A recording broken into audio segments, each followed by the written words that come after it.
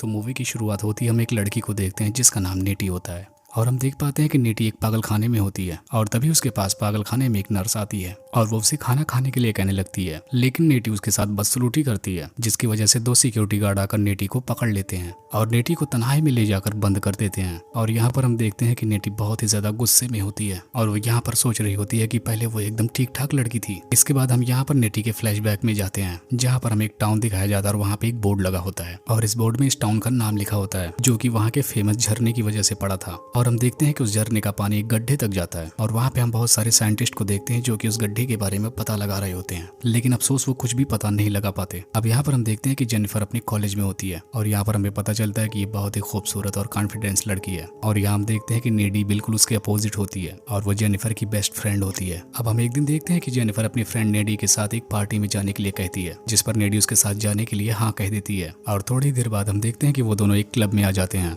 और उनकी मुलाकात वहाँ पर कुछ लोगों से होती है। तभी हम देखते हैं कि जेनिफर की मुलाकात एक लड़के से होती है जो कि उसी क्लब में सॉन्ग गाया करता था और उसका नाम निकोलाई होता है। और जेनिफर उससे बात करने लगती है और उसे ड्रिंक के लिए पूछती है। तब निकोलाई ड्रिंक करने के लिए हाँ कर देता है। अब हम देखते हैं कि जेनिफर उसके लिए ड्रिंक लाने जाती है, लेकिन तभी वो उस लड़की के बारे में कुछ उल्टी बातें करता है जो कि नेट सुन लेती है और उसकी वजह से नेट को बहुत गुस्सा आ रहा होता है और नेटी को ये बात बिल्कुल भी पसंद नहीं आती और वो जाकर फौरन जेनिफर को बताने लगती है। लेकिन यहाँ पर जेनिफर नेट की बातों का बिल्कुल यकीन नहीं करती। इसके बाद हम देखते हैं कि जेनिफर निकोलाई का परफॉर्मेंस देखने के लिए उसके पास चली जाती है और हम देखते हैं कि उसी दौरान अचानक से क्लब में आग लग जाती है और वहाँ पर सारे लोग अपनी जान बचाने के लिए इधर उधर भागने लगते हैं। इसके बाद हम देखते हैं कि नेटी और जेनिफर वॉशरूम के जरिए वो लोग बाहर निकल आते हैं और हम देखते हैं कि वो क्लब पूरी तरीके से जल रहा है और यहाँ पर लगी गंभीर आग में बहुत सारे लोग मारे भी जाते हैं और ये दोनों बात कर ही रही होती है। तभी वहाँ पर निकोलाई भी आ जाता है। तब जेनिफर उसे अपने साथ चलने के लिए कहने लगती है। तब नेटी इस बात से इनकार कर देती है और वो जेनिफर को अपने साथ लेकर जाने लगती है, लेकिन जेनिफर जबरदस्ती निकोलाई के साथ जाने लगती है और नेडी को ये बात बिल्कुल भी अच्छी नहीं लग रही थी। इसके बाद हम देखते हैं कि नेडी जैक नाम के लड़के को फोन करती है और वो उसे सारी बातें बताने लगती है। नेडी यहाँ पर बहुत ज्यादा घबराई होती है क्योंकि उसे उस पर डाउट हो रहा था। तभी हम देखते हैं कि नेडी के दरवाजे पर कोई अचानक से नॉक करने लगता है और जब नेटी दरवाजा खोलकर देखती है तो उसे वहाँ पर कोई भी नहीं मिलता।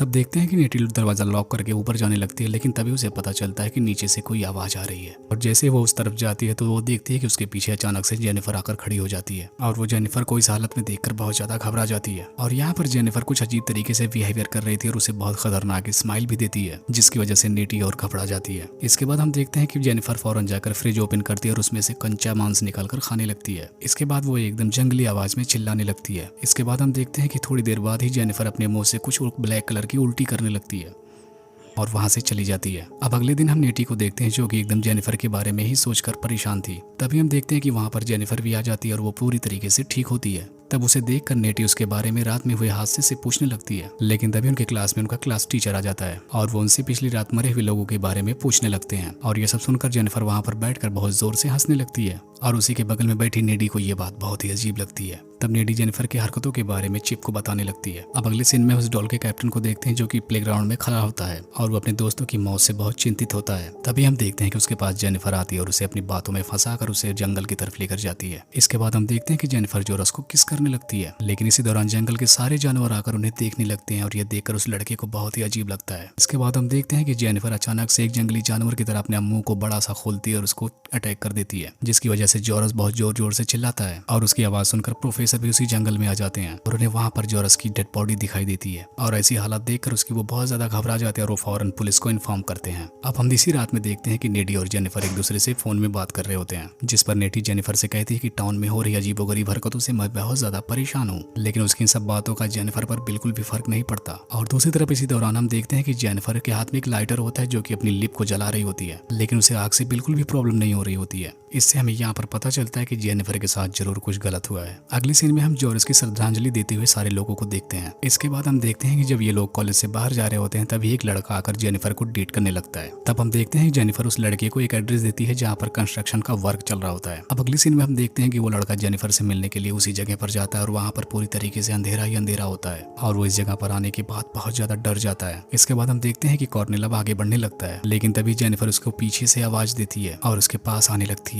अब हम देखते हैं कि यहाँ पर जेनिफर की आंखों का कलर बिल्कुल चेंज होने लगा था और ऐसा देखकर वो लड़का बहुत ज्यादा डरने लगता है। और हम देखते हैं कि यहाँ पर अब जेनिफर उस लड़के को बहुत ही बेरहमी से मार रही होती है और उसे मारकर उसका मांस कच्चा ही खाने लगती है। अब हम दूसरी तरफ यहीं पर नेडी को देखते हैं जो कि जिम के साथ इंटीमेट हो रही होती है और इसी दौरान उसे जेनिफर के विजन्स आने लगते हैं और वो ऐसा देखकर बहुत ज्यादा डर जाती है और इसी के बाद फौरन वो वहां से चली जाती है। अब हम देखते हैं कि नेडी अपनी कार को लेकर वहां से निकल जाती है और वहीं रास्ते में उसे जेनिफर मिल जाती है और वो उसके कार पर जंप कर देती है और नेडी उसके साथ इन सब हुए हादसों से बहुत ज्यादा डर जाती है और वो आकर घर पे रोने लगती है। अब वो अपने रूम में जाने लगती है लेकिन तभी वहां पर भी उसे जेनिफर मिल जाती है। इसके बाद अब हम देखते हैं कि जेनिफर नेडी की तरफ अब बढ़ रही होती है लेकिन यहाँ पर नेडी बहुत डरी हुई होती है तो जेनिफर उसे उस रात हुए हादसे के बारे में बताने लगती है जिस रात उस क्लब में आग लगी होती है। तो हमें वो बताती है कि उस रात को वो आदमी उसे उस झरने के पास लेकर गया था जहाँ पर वो अपने सक्सेस और फेम के लिए जेनिफर को मारने वाले होते हैं और उसकी बलि शैतान को देने वाले होते हैं। तब वहाँ पर निकोलाई जेनिफर से पूछता है कि क्या तुम अभी तक वर्जिन हो, जिस पर जेनिफर बहुत रोते हुए हाँ बोल देती है। इसके बाद हम देखते हैं कि निकोलाई जेनिफर को चाकू से मार डालता है और वो अपना रिचुअल कंप्लीट कर लेता है लेकिन जेनिफर वहाँ पे वर्जिन नहीं होती है जिसकी वजह से वो दोबारा जिंदा हो जाती है। और अब हम देख पाते हैं कि डेविल ने उसकी बॉडी पर पूरी तरीके से कब्जा कर लिया होता है और उसके अंदर एक शैतानी शक्ति जाग चुकी थी। लेकिन वहाँ पर निकोलाई भी सक्सेस हो चुका था और उसका रिचुअल भी पूरा हो गया था जिसकी वजह से वो एक कामयाब इंसान बन चुका था। लेकिन इसके रिचुअल में एक ही गड़बड़ी हुई थी, वो ये कि जेनिफर वर्जिन नहीं थी जिसकी वजह से जेनिफर के अंदर शैतानी शक्ति आ चुकी थी। अभी हम देखते हैं कि जब शुरुआत में जेनिफर नेडी के घर पे आई थी तो वहाँ पर कच्चा मांस खा रही थी लेकिन वो असल में नेडी को ही मारने के लिए आई होती है। लेकिन उसने उस दिन नेडी को नहीं मारा था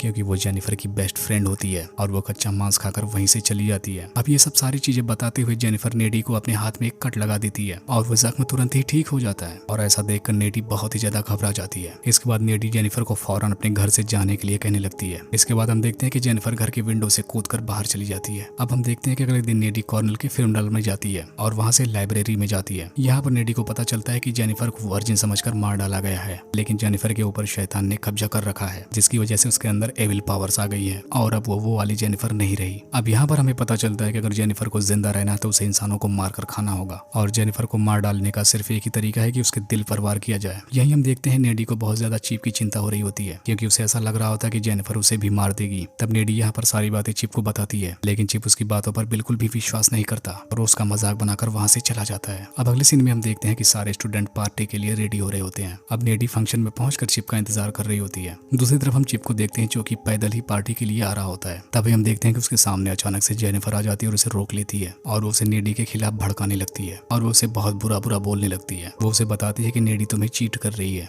और बातों बातों में ही जेनिफर चिप को सिड्यूस कर लेती है और उसको लेकर एक सुनसान जगह पर आ जाती है। दूसरी तरफ हम नेडी को देखते हैं जिसे यह एहसास हो रहा होता है कि जेनिफर चिप को हानि पहुंचाने वाली है जिसके बाद वो अचानक से चिप को ढूंढने के लिए निकल पड़ती है क्योंकि चिप अभी तक डांस पार्टी में नहीं पहुंचा होता है। वहीं दूसरी तरफ हम देख रहे होते हैं कि जेनिफर चिप को एकदम अपनी बातों में फंसा रही होती है और चिप को ये सारी बातें अच्छी नहीं लग रही होती हैं क्योंकि वो नेडी को बहुत ज्यादा प्यार करता था। इसके बाद हम देखते हैं कि जेनिफर चिप को पानी में फेंक देती है लेकिन तभी वहां पर नेडी भी पहुंच जाती है। अब जेनिफर उन दोनों पर अटैक करने लगती है और इस वजह से और इस लड़ाई में चिप की वहीं पर मौत हो जाती है। इसके बाद हम देखते हैं कि जेनिफर वहां से भाग निकलती है लेकिन नेडी को उसकी मौत का बहुत ज्यादा अफसोस होता है और वो चिप की मौत को लेकर बहुत ज्यादा रोने लगती है। अगली सीन में हम देखते हैं कि नेडी जेनिफर के घर पर जाती है और उसे बहुत बुरी तरीके से लड़ रही होती है। अब थोड़ी देर में दोनों की लड़ाई बहुत गंभीर हो जाती है। इसी दौरान हम देखते हैं कि जेनिफर नेडी के कंधे पर कट ले लेती है। इसी दौरान हम देखते हैं कि जेनिफर के गले में नेडी को एक BFF का लॉकेट दिखाई देता है जिसे वो उसके गले से निकाल देती है जिसके बाद नेडी जेनिफर को मार डालती है और अब हम देखते हैं कि जेनिफर सच में मर चुकी होती है। इसके बाद हम देखते हैं कि इस बात को जेनिफर की मॉम देख लेती है। इसके बाद नेडी को जेनिफर की मौत की सजा दे दी जाती है और अब यहीं पर मूवी प्रेजेंट में आ जाती है और हम देखते हैं कि जेनिफर ने उस लड़ाई के दौरान नेडी के हाथ में बाइट कर दिया था जिसकी वजह से जेनिफर की पावर्स नेडी में आ चुकी थी और हम यहाँ पर देखते हैं कि नेडी जेनिफर की पावर को इस्तेमाल करते हुए वहां से भाग निकलती है और वो वही झरने के पास पहुंच जाती है और वहां पे उसे वही चाकू मिलता है जिस चाकू से निकोलाई ने जेनिफर को मारा था और हमें उसी निकोलाई को दिखाया जाता है जो कि अब बहुत फेमस और अमीर हो चुका था। लेकिन अगले सीन में हम देखते हैं कि उन सबको किसी ने मार डाला है और आखिरी सीन में हम CCTV कैमरे पर देखते हैं जहाँ पर यह हमें पता चलता है कि नेडी ने ही सबको मारा है क्योंकि उन्हीं की वजह से नेडी का बेस्ट फ्रेंड और उसका बॉयफ्रेंड मारा गया जिसकी वजह से नेडी की लाइफ पूरी तरीके से खराब हो चुकी थी और इसी को दिखाते हुए ये मूवी यहीं पर एंड हो जाती है।